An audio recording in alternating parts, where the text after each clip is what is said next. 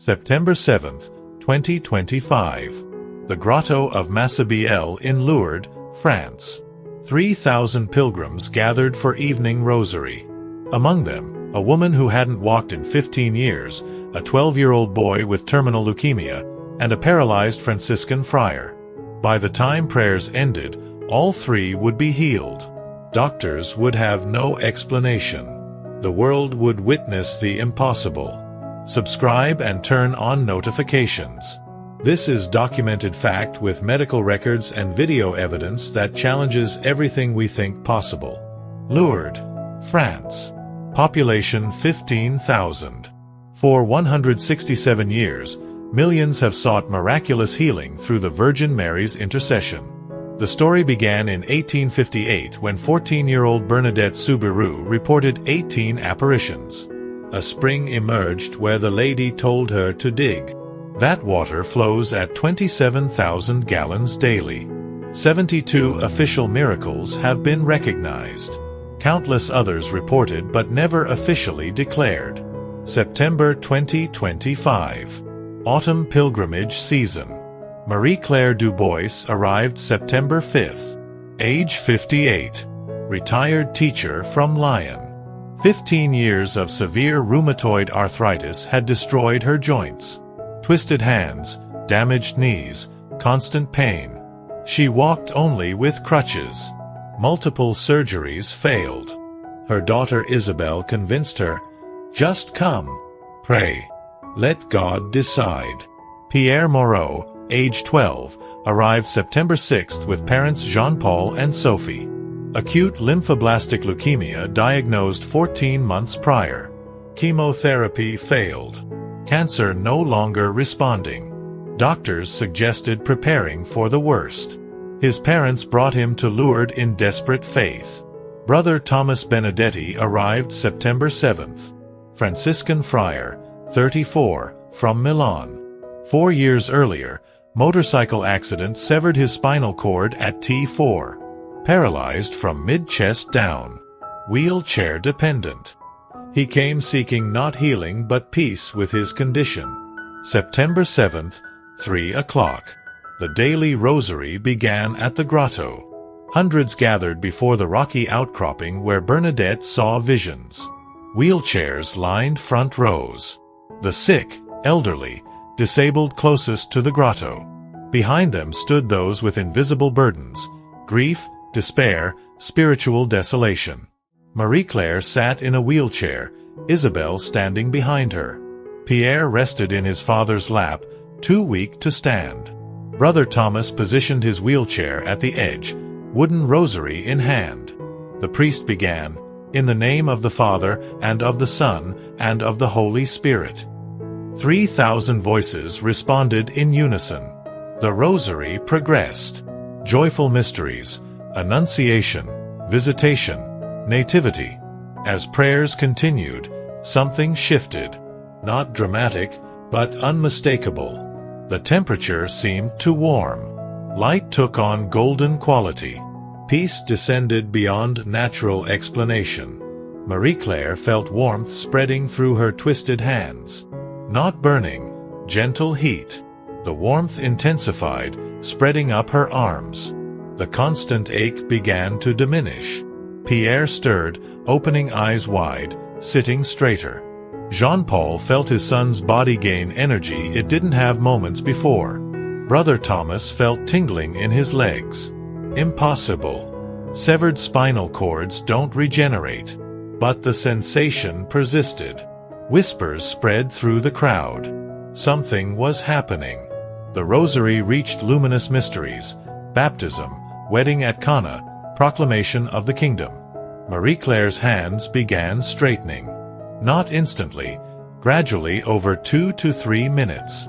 Fingers extending. Swelling decreasing visibly. Isabel saw it first. "Maman, your hands." Marie-Claire stared. Her fingers were moving. Actually moving, flexing, opening and closing. Tears streamed down her face. Without conscious decision, she pushed herself up from the wheelchair. Her legs supported her weight. Her knees functioned smoothly. She stood fully upright without crutches, without assistance, without pain. Gasps rippled through the crowd. Isabel grabbed her arm in disbelief. "Maman, you're standing." Marie-Claire walked toward the grotto, each step steady, confident, pain-free. The crowd parted. She walked freely to the grotto and knelt on stone ground before Mary's statue. Her hands, now straight and flexible, clasped in prayer. "Thank you. Merci, Saint Mère." Pierre's transformation was more subtle. The grayish pallor faded, replaced by healthy color. Dark circles under eyes lightened. Gauntness in cheeks filled slightly. He slid off his father's lap and stood. "Papa, I feel good. I feel really good." Sophie touched his face, arms, chest, confirming what her eyes showed. Pierre turned toward the grotto, transfixed. "The lady in white. She's smiling at me. She says I'm healed." He spoke with absolute conviction. Brother Thomas felt his toes move. Then feet. Then ankles. Sensation returned in waves. He gripped his wheelchair arms, breathing rapidly. This was medically impossible. Yet his legs were waking up, nerve pathways reconnecting. Without planning it, Brother Thomas released his grip. He leaned forward. His feet touched ground. He pushed upward. And he stood. For the first time in 4 years, Brother Thomas stood on his own legs. His legs wobbled but held his weight. A nearby friar saw it. "Fratello! Brother Thomas!" Others turned. They saw him standing, tears streaming, mouth moving in soundless prayer. Someone applauded. Then another. Within seconds, applause rippled through the crowd. The priest leading the rosary paused, seeing the commotion. He had served Lourdes 12 years, heard healing stories, but never witnessed one directly. His voice wavered but continued. The prayers must continue. The rosary was the channel through which grace flowed. Sorrowful mysteries began. Agony, scourging, crowning with thorns. The crowd prayed through tears. Not just suffering tears now, but joy mingled with incomprehension. They were witnessing something beyond normal experience. Medical personnel heard the commotion. Dr. François Mercier rushed toward the grotto. He had examined Marie-Claire 2 days earlier, reviewed her extensive medical records. He pushed through the crowd and found her kneeling, walking freely. He knelt beside her. "Madame Dubois?" Marie-Claire extended her hands. "Look." Dr. Mercier examined them professionally despite shock. Joints were normal. Swelling gone. Deformities vanished. He flexed her fingers. Full movement. No pain. He looked into her eyes, searching for explanation and finding none. "This is not possible." "Yet here I am," Marie-Claire said steadily. "Walking. Without pain for the first time in 15 years. Other medical volunteers arrived. They found Pierre, taking vital signs. Pulse strong. Color good.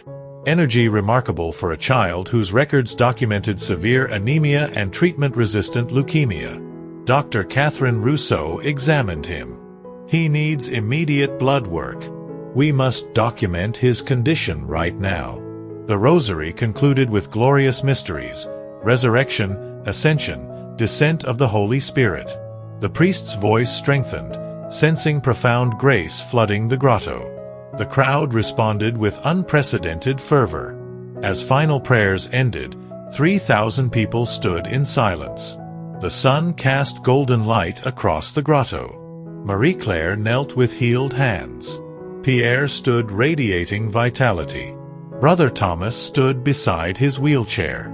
Throughout the crowd, others reported similar experiences: diminished pain, restored function. Not everyone, but enough to create unmistakable sense that heaven had answered the rosary.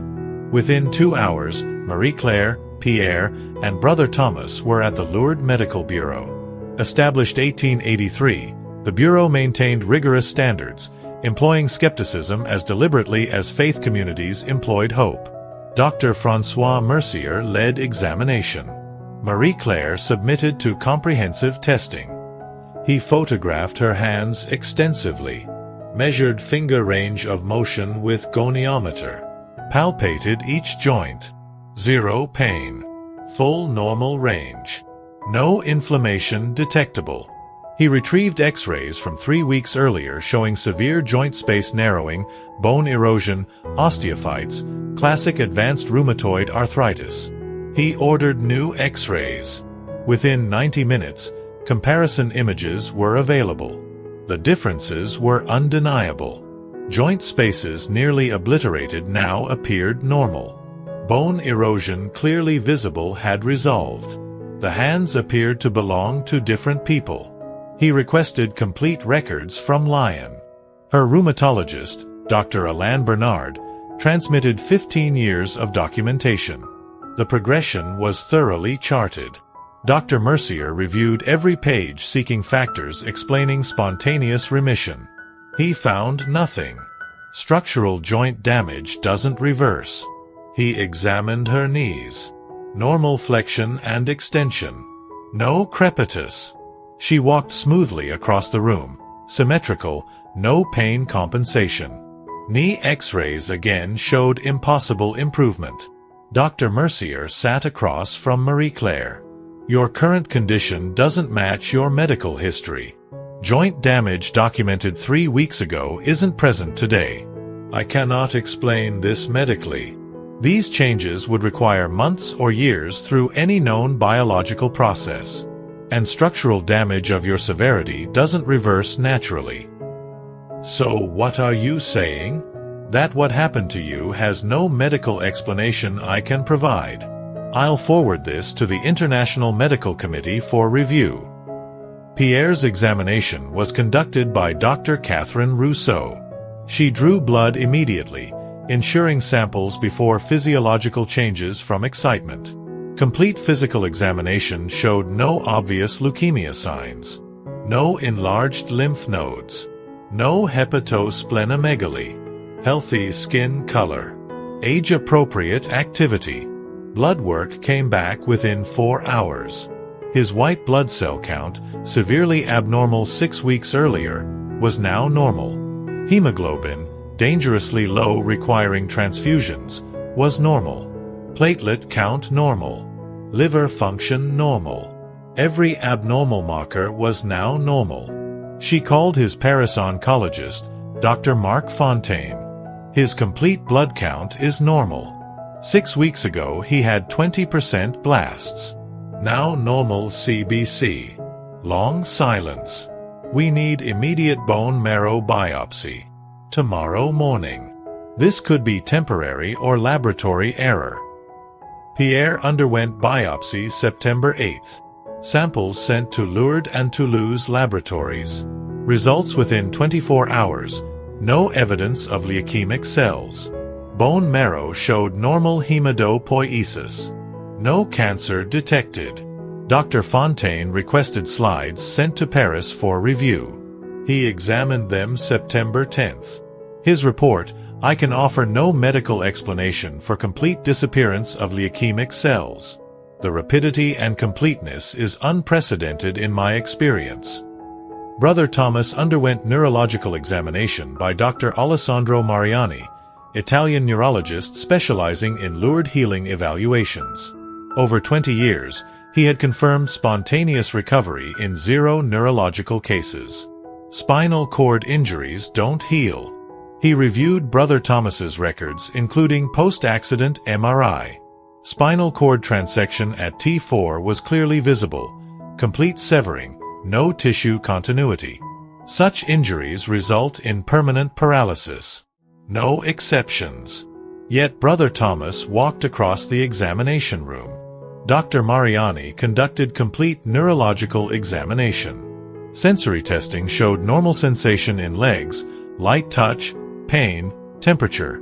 Motor testing showed functional movement in all muscle groups, though strength reduced from 4 years atrophy. Reflexes present and symmetric. He ordered immediate MRI. Brother Thomas transported to Tarbes Hospital September 9th. Dr. Mariani reviewed images September 10th, comparing with post-accident MRI. He sat silently for minutes.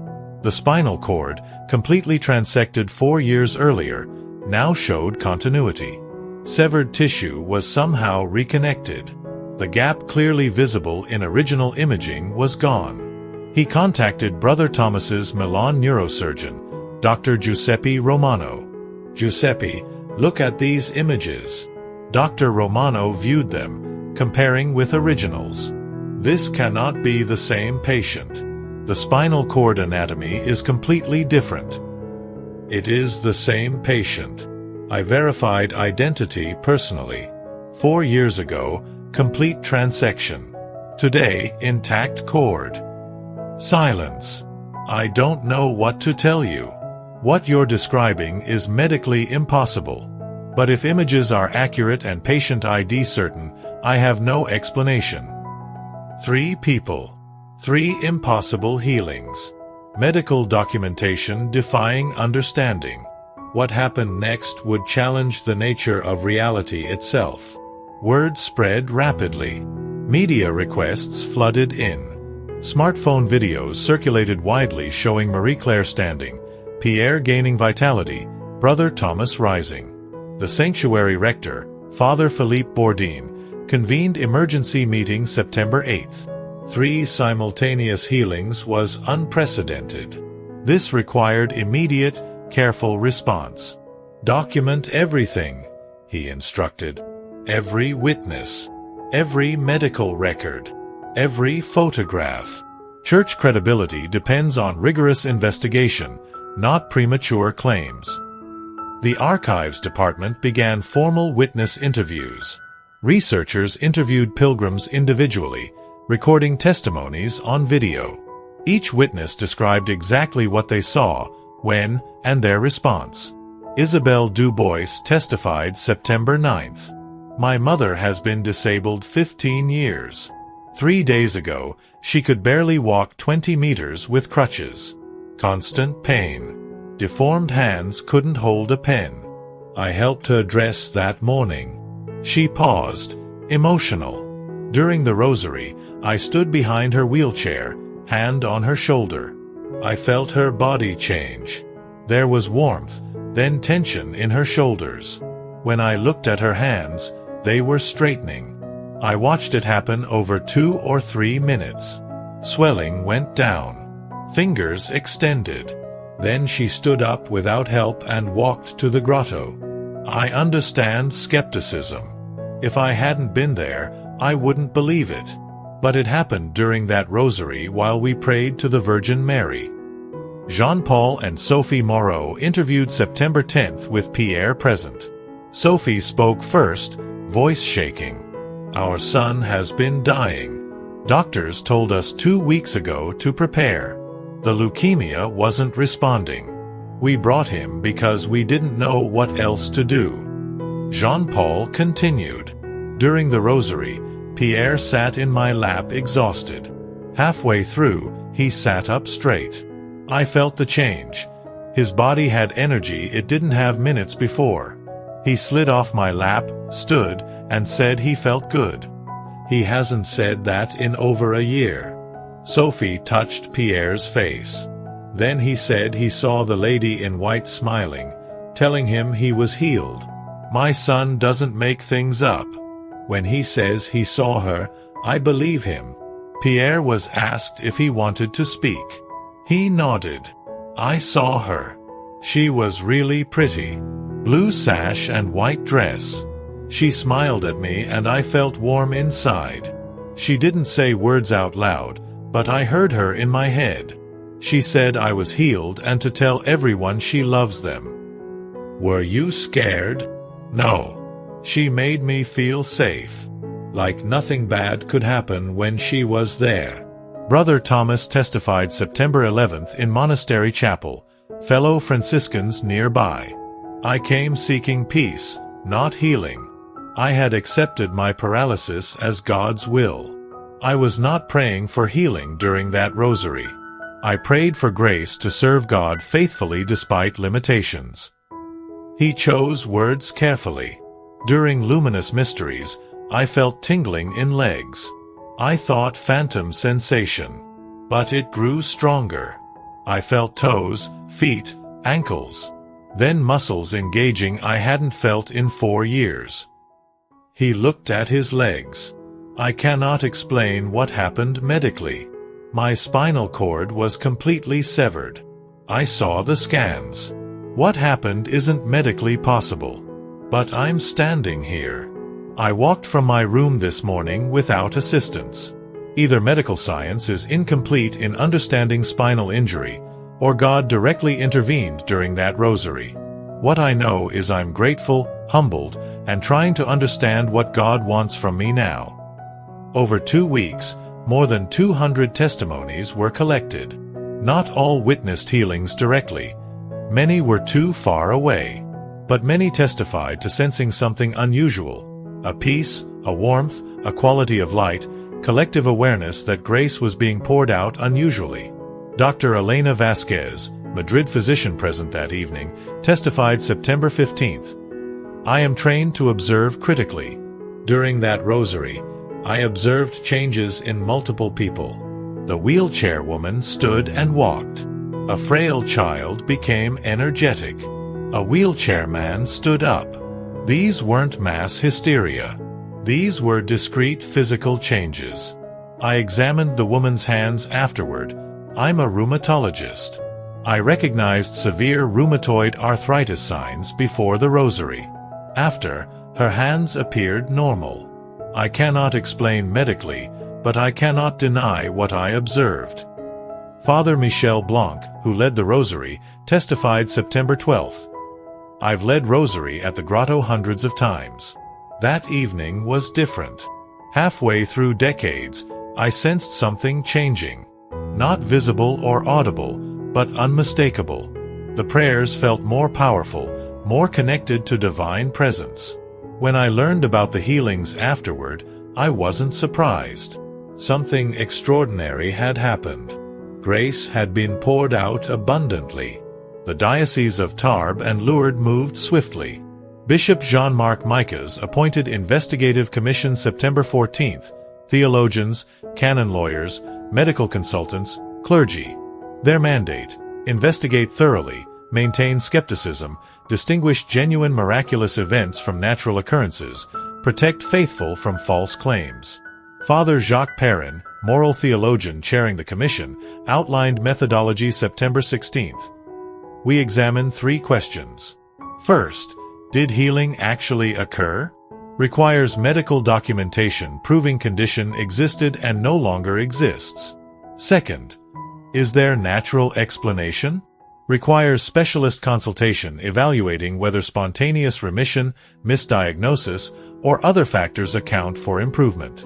Third, is there clear connection between healing and prayer to Virgin Mary? Requires witness testimony and chronological documentation. The commission began with Marie Claire's case. They reviewed 15 years of medical records. Interviewed her Lyon rheumatologist via video September 18th. Consulted rheumatology specialists in Paris and Toulouse between September 19th to 22nd. Presenting case details without initially revealing healing was reported. Every specialist reached same conclusion. Joint damage documented in pre-healing X-rays was severe and irreversible. Structural bone and cartilage damage doesn't reverse. Post-healing X-rays showing normal joint architecture were incompatible with pre-healing images unless years of regenerative therapy occurred, and no such therapy exists. When specialists were informed September 25th that improvement occurred over 1 hour during religious service, responses ranged from confused to openly skeptical. Several requested verification that X-rays truly belonged to same patient. All verification confirmed imaging belonged to Marie-Claire Dubois with no identification error. Pierre's case presented different challenges. Leukemia can sometimes enter unexpected remission. Spontaneous remission of acute lymphoblastic leukemia is rare but documented. The commission consulted pediatric oncologists across Europe between September 20th to 28th. Specialists acknowledged spontaneous remission could theoretically explain Pierre's case. However, several factors made it highly unusual: speed of change, completeness of remission, and occurrence after treatment failure rather than during therapy.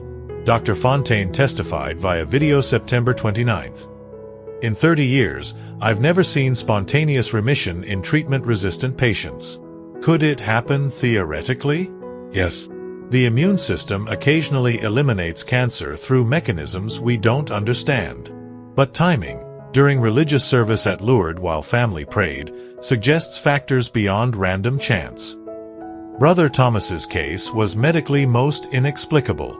The Commission consulted neurologists and spinal cord specialists from multiple countries between September 21 to October 5. Consensus was unanimous: complete spinal cord transection doesn't heal spontaneously. The spinal cord lacks regenerative capacity. Severed nerve fibers don't reconnect across gaps. Dr. Romano provided written testimony October 3. I performed initial evaluation after Brother Bernadette's accident. I reviewed MRI personally. The cord was completely severed with no tissue continuity. This isn't ambiguous diagnosis. The injury was definitive. Current imaging showing intact cord is medically impossible according to all established understanding. If patient identification is certain and imaging authentic, then something occurred that medical science cannot explain. The Commission's medical consultants completed review by October 10, submitting preliminary findings. All three cases lacked adequate medical explanation. Healings were genuine. Conditions existed and no longer existed. Changes occurred with extraordinary rapidity. No known biological mechanism accounted for documented improvements. But medical inexplicability alone doesn't constitute miracle in Catholic theology. The Commission had to establish connection between healings and divine intervention through Virgin Mary's intercession. All three healings occurred during evening Rosary at Grotto of Massabielle on September 7, 2025. All occurred while individuals engaged in prayer to Virgin Mary. All occurred at site with long history of Marian apparitions and miraculous healings. Temporal and spatial clustering, combined with prayer context, established clear connection to religious activity rather than random medical occurrence. Witness testimony uniformly described atmosphere of prayer, devotion, and openness to divine grace. Multiple witnesses testified to sensing unusual spiritual presence. Healings weren't sought through superstitious rituals but through simple prayer offered in faith and humility. The Commission examined whether deception occurred. They found none. Marie-Claire hadn't expected healing. Pierre's parents had no way to fake disappearance of leukemic cells from bone marrow. Brother Thomas explicitly stated he wasn't seeking physical healing. None had apparent motive for fabrication, and medical documentation was too extensive and independently verified to be falsified. By October 15, the Commission completed preliminary investigation. Father Perrin compiled summary for Bishop Micah's, submitted October 18. Report concluded, the three healings occurring September 7, 2025, during evening Rosary at Grotto of Massabielle appear to be genuine events lacking adequate medical explanation. Circumstances suggest possible miraculous intervention through Blessed Virgin Mary's intercession. However, consistent with Church protocols, we recommend continued observation and additional review before any official miraculous status declaration is considered. Bishop Micah's issued public statement October 20. The diocese acknowledges three remarkable healings occurred during September 7 Rosary at Grotto of Massabielle. Medical experts confirmed these healings lack adequate scientific explanation. The Church will continue investigating thoroughly, but we urge faithful to respond with appropriate reverence and continued prayer rather than premature conclusions. Medical documentation reached the International Medical Committee of Lourdes by September 25. Since 1947, this committee has examined thousands of cases, confirming medical inexplicability in fewer than 72. Emergency session convened October 8 in Paris. Members included cardiologists, oncologists, neurologists, surgeons, radiologists. Each case presented with complete documentation. Members examined records independently before discussion. Marie Claire's case prompted debate. Some noted autoimmune diseases fluctuate unpredictably. However, structural changes, bone erosion, joint destruction, represented permanent damage that shouldn't reverse. One radiologist performed detailed comparison, measuring joint spaces precisely. Improvements exceeded what inflammation reduction alone could explain. New bone formation occurred where erosion existed. This defied known bone physiology. Pierre's case evaluated by two pediatric oncologists. They acknowledged spontaneous remission as theoretical possibility but noted extreme improbability given treatment history. One calculated spontaneous remission of treatment-resistant acute lymphoblastic leukemia occurred in fewer than 1 in 10,000 cases. That such remission would occur during specific prayer hour at Lourdes stretched coincidence beyond credibility. Brother Thomas's case generated most unanimous response. Neurologists stated plainly, regeneration of completely severed spinal cord tissue doesn't occur in humans. Animal studies with stem cells and scaffolds produced partial regeneration in labs, but nothing approaching complete restoration documented here. One stated bluntly, if imaging is authentic and belongs to this patient, something occurred current neuroscience cannot explain. The committee voted October 10th. For medical inexplicability classification, unanimous or near-unanimous consensus required. Marie Claire's case received unanimous vote. Pierre's received 22 of 24. 2 maintained spontaneous remission, while improbable, couldn't be definitively excluded. Brother Thomas's received unanimous vote. Preliminary report completed October 15th, submitted October 18th, concluded all 3 healings lacked adequate scientific explanation based on current medical knowledge. This didn't constitute miracle proof. Medical inexplicability is necessary but not sufficient. But it removed primary obstacle. Healings were genuine and extraordinary by medical standards. Findings circulated rapidly. Skeptics offered alternatives: psychosomatic healing, placebo, statistical anomaly. Each crumbled under scrutiny. Joint destruction isn't psychosomatic. Leukemia doesn't vanish through placebo. Severed cords don't reconnect through positive thinking. Dr. Thylier, reviewing cases October 22, stated to press, "In 40 years investigating Lourdes healings, I've maintained rigorous skepticism. Most have natural explanations: misdiagnosis, spontaneous remission, exaggeration. But these 3 are different. Medical documentation is impeccable. Before and after evidence irrefutable. No known mechanism accounts for what occurred. As scientists, we must acknowledge when phenomena exceed current understanding." By late October, Marie Claire, Pierre, and Brother Thomas had become living testimonies. Marie Claire returned to Lyon, resumed activities abandoned years earlier. Teaching at community centers. Parish choir, holding sheet music with hands that could grip firmly. Daily walks through her neighborhood, marveling at mobility. When asked about her healing, she spoke carefully. "I don't know why I was healed when so many suffer with chronic conditions. I don't know why God chose me and not others who prayed with equal faith. But I know this: I've been given a gift I didn't earn and don't deserve. My responsibility is to live honoring that gift." Daughter Isabel accompanied her to media interviews, redirecting attention to broader meaning. "What happened to my mother is extraordinary," Isabel said October 12th. "But the real miracle isn't just physical healing. It's strengthening faith in everyone who witnesses it, reminding us God is present and active." Pierre returned to Paris and normal childhood, school, friends, soccer. Follow-up blood work September 25th, October 5th, and October 20th showed continued remission. No cancer cells. Healthy bone marrow. Normal immune function. Pierre spoke openly about seeing Virgin Mary, with detail and consistency that never wavered. "She was beautiful," he told journalists October 8th. "She smiled at me. She didn't speak out loud, but I heard her in my heart. She said I was healed and to tell people she loves them. Parents Jean-Paul and Sophie became active in parish ministry to sick children, organizing monthly support groups for families facing similar diagnoses. Brother Thomas returned to Milan Monastery September 18th. His brothers wept when he walked through gates without wheelchair.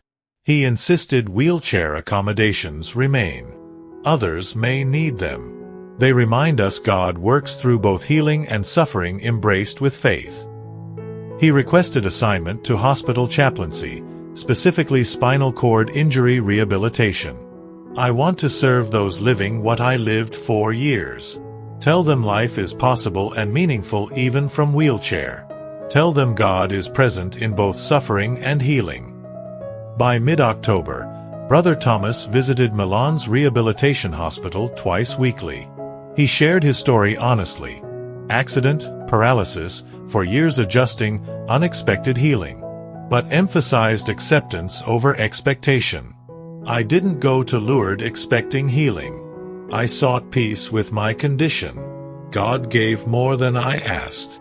But if He hadn't healed me physically, He'd still be good, still worthy of trust and love. The 3 healings resonated beyond individuals affected. Lourdes saw increased pilgrim traffic late September and October.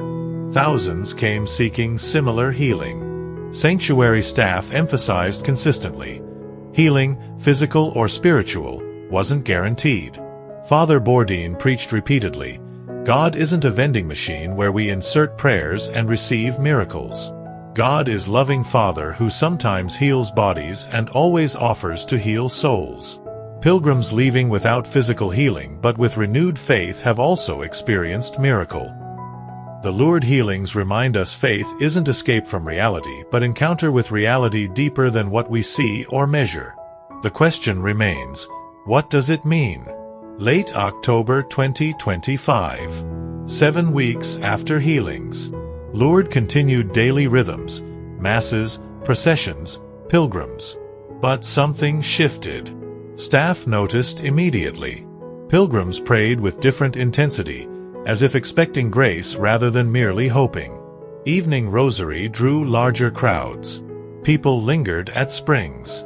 Atmosphere carried anticipation. Dr. Mercier, who examined Marie Claire after healing, underwent transformation. Practicing Catholic but detached from deeper spiritual life, he found himself praying with new conviction. I spent 20 years fitting God into categories I could understand scientifically, he reflected October 21st. Witnessing those healings taught me God operates beyond categories, beyond what I can measure. That doesn't make Him less real. It makes Him greater than my limited understanding. The September 7th healings entered Lourdes history alongside other documented miracles. Bernadette's 1858 visions, the spring at her feet, 72 officially recognized healings spanning over a century. Each added to cumulative testimony that Lourdes was indeed place where heaven touched earth. By October 26th, hundreds who'd been present reported the experience permanently strengthened their faith. They spoke of that evening as defining moment, when abstract belief became concrete experience, when doctrine became reality, when hope became certainty. Media coverage continued throughout October. Major networks sent reporters. Skeptics maintained skepticism, offering theories medical experts had dismissed. Believers saw confirmation of faith's proclamations. The Church maintained careful neutrality.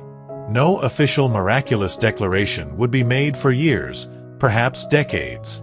Investigation would continue, witness testimonies reviewed repeatedly, medical documentation scrutinized by additional experts. Process designed to be thorough, skeptical, demanding absolute certainty. But among faithful, particularly those present that September evening, no official declaration was needed. They had witnessed something extraordinary. They had seen grace made visible. They had experienced the veil between natural and supernatural becoming transparent. Final reflection. What happened at Lourdes September 7, 2025? Medical science documented 3 healings defying explanation. Witness testimony described spiritual presence. Grace poured abundantly. The Church began investigation, continuing for years before final determination. But beyond documentation, something simpler occurred. 3 people came to Lourdes carrying burdens, disability, terminal illness, paralysis, and left without them. They didn't earn healing. They didn't manipulate divine favor. They simply prayed, opening themselves to grace they couldn't control or comprehend. Marie-Claire continued teaching. Pierre returned to childhood. Brother Thomas served rehabilitation patients. They lived ordinary lives marked by extraordinary gratitude. When asked about healings, all spoke with similar humility. They didn't claim special status. They simply testified to experience and pointed beyond themselves to the source of all healing. The Rosary that evening wasn't different from thousands prayed before or since. Same prayers, same mysteries, same simple Hail Marys some dismiss as meaningless repetition. But that evening, in that place, those prayers became channels through which grace flowed with extraordinary power. Perhaps that's the deepest truth. Prayer isn't magic formula guaranteeing outcomes. Prayer is opening ourselves to God's will, trusting divine love operates even when we can't see how. Sometimes that love heals bodies. Always, if we allow it, it heals souls. Miracles, when they occur, serve not to impress skeptics but to encourage believers. They remind us the spiritual realm we profess is actually real, actually operative, actually capable of intersecting material reality defying natural laws. They confirm promises we recite aren't wishful thinking but statements of truth about reality's nature. The spring continues flowing, 27,000 gallons daily, as it has 167 years. Pilgrims continue coming. Some receive physical healing. All are offered spiritual healing. And occasionally, on evenings like September 7, 2025, heaven breaks through with such clarity that even skeptics must pause and wonder whether the impossible might, sometimes, become gloriously real. The investigation continues. Questions remain. But for those there who saw and believed, the answer is already written, not in canonical declarations or medical journals, but in transformed hearts carrying memory of that evening for the rest of their lives. The Virgin Mary, who appeared to Bernadette in 1858, who has been invoked by millions over 167 years, responded once again to the Rosary. Whether declared miraculous by church authority or not, those 3 healings stand as testimony that prayer isn't empty ritual, faith isn't delusion, and divine love continues manifesting in ways exceeding human understanding. And that, perhaps, is miracle enough.